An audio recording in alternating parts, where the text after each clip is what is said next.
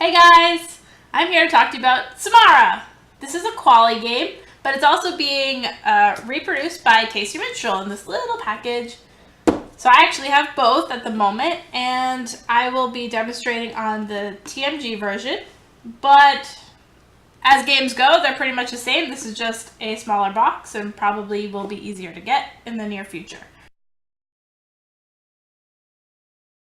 So I'm going to just do a brief overview of Samara so you can get a feel for the game to see if it's a game you might like.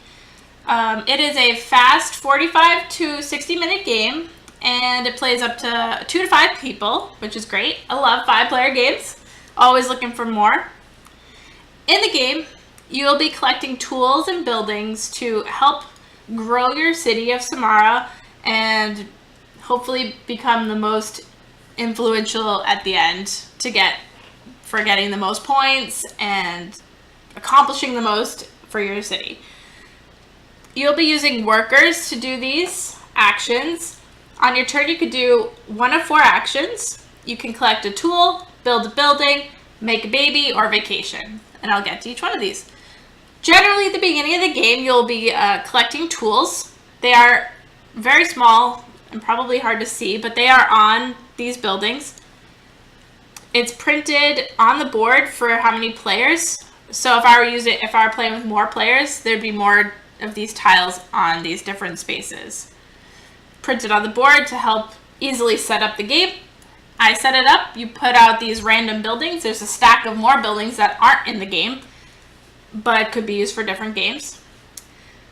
This is all we will see for this game. We will never put out more tiles. We will put out our workers. We start with 3 and we have 2 more on our player board. And you have 1 lady worker.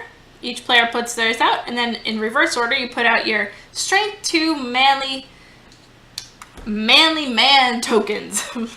But they're strength 2. They can be used as a strength 1, but generally you might use them for strength 2. In the game, these tokens I was just talking about, everybody can collect 2 of each color. The yellows are all the same. The red and blue each have individual icons, and you can only collect exactly what's printed on your player board. And these tiles will be used to help acquire other building tiles. So you want to collect your tools to help gain the tiles on the board. Some of the tiles might not require any tools, like some of these huts and houses. They might not be worth as much, but hey, if you don't need a tool, you don't need a tool. Or you can just start collecting all of the tools that you see listed here. On your turn, you go to the player who's closest to the now space, which is right here on the main board, and then you work your way out this way. Since it's my turn, I have the option of moving this 1 worker anywhere in the future months. Wherever I land, I look at the column here and can perform an action depending on the strength of my worker. So if I move my 1, he's a 1 strength. I have the opportunity to spend my other workers with him to make it a greater strength. So that could be considered a strength 3, because this is my strength 2 man and my 1 strength lady, and that could be considered 3. Each column requires certain strength value. So if I wanted to take something in the first column here, it's just one worker is all that's needed. So these bottom row tiles usually go pretty quickly because it only requires 1 worker. Here is the strength 2. You need at least a strength 2 worker to go collect something in here. Strength 3, strength 4. So generally in the first turn, you might want to start collecting tools. So I would actually probably do this. Use a strength 3 and collect this 3 red tool and then put it on my board. Then it is yellow's turn. Well, they might do something like this. Go here for a strength 1, collect that tool. Go here for a strength 2 and collect that tool. So now they have 2 red tools. They are 2 different red tools. And then nobody else is in June. So the whole calendar slides down And now it's July.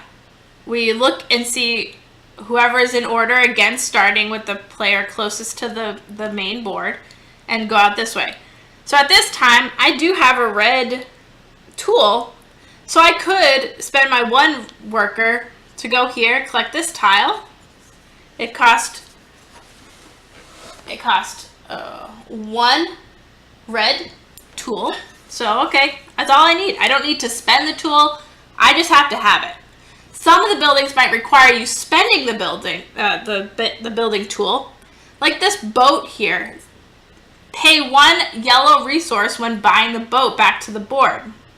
Well, you might not need the yellow resource anymore, so it's probably worth it. It's 5 points at the end of the game. Some of the buildings have a black circle around the points. If it has a black circle, you keep it in play for the whole game, and you have to abide by the rules of the tile. They might be different things. So, the prison. I'll read it to you. You may place the weakest worker of each other foreman 5 months forward. That's pretty, actually. That's pretty good. You're basically pushing out your opponents further out, so they're not going to get as many actions as you might. Because, as I explained, once you do something, the whole month calendar slides down 1 month. So if you're way out here in the future, you won't be able to do much for a while. So you want to plan your actions accordingly.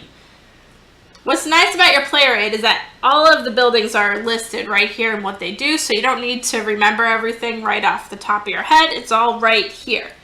That's really helpful for me because I can't remember everything.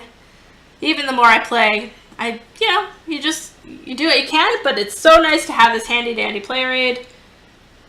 Alright, so that's basically how you acquire tools. Tools are free, you just have to go and have the strength value and you pick up the tool. That's how you acquire buildings. You just have to have the tools available, and then you can take it, provided you have the correct strength. It either goes into play or it gets turned and flipped around face down. The other thing you could do on your turn is come up here to the next available pink line with your lady worker and make a baby. All players have a male and female worker that they can bring into play by form of baby. So if I come up here with my lady and I want another man, okay, good. Now, you won't be able to use them until it gets to be March for next year. We're in August right now. Once August is finished, moves down to September, this comes up here, so it's an ongoing rotation like that. So if I wanted to make a baby as the red worker, I would have to go all the way to July now. Oh, so far away. Finally, if there's really nothing for me to do with my action, if this was October, this guy is like, I can't do anything. You can vacation. Vacationing is simply moving the current worker up to where the next time you have a worker. This is good because, okay, once it becomes March again, I'll have 4 workers, which I could potentially do a 4-level action. I don't have to use them all together, but I could use 2 of them together, or I could use all 4 or 3 of them. It's however you want to do it. I can never split up my 2 unless a building tile tells me to. So it keeps on going. The year keeps going and going, and you keep going until either all the tiles are full, but mostly until everybody is passed. If you don't see any more buildings you like, you simply just pass, and that's tiebreaker order if you've passed first. And that was the game of Samara. So hopefully you liked it. I look forward to playing it. I love that TFG put it in this small little box. It's very portable. It packs a lot of punch for a short gameplay. I really like it, so hopefully you get to play it.